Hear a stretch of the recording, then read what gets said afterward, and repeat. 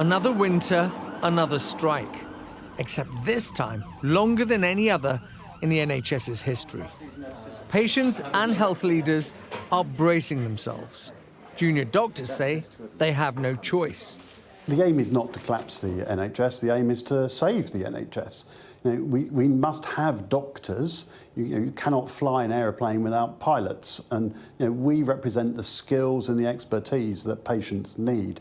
And of course, doctors are leaving because of the lack of valuing them in the workplace. The BMA says the government's proposal of an extra 3% pay rise for junior doctors, on top of 8.8% already given, would amount to a pay cut for many of its members after years of below-inflation pay rises. It's very disappointing that the junior doctors have rejected the offer.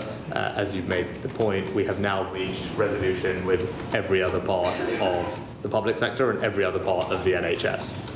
But consultants and specialists have yet to vote in favour of their pay offers, and the Royal College of Nursing also considers itself still in dispute.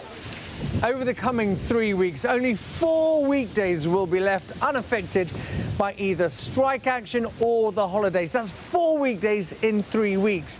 And you can only imagine what sort of pressure, both operationally and financially, that brings on the NHS and its patients. And that's after coping with more than a year's worth of strikes.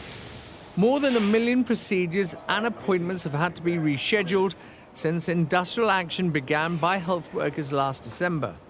And health leaders say these ones could be the most damaging yet. There'll be a huge amount of concern around managing patient safety and quality during this period, because urgent care will be the priority, but a lot of planned care will have to be rescheduled for later in the new year.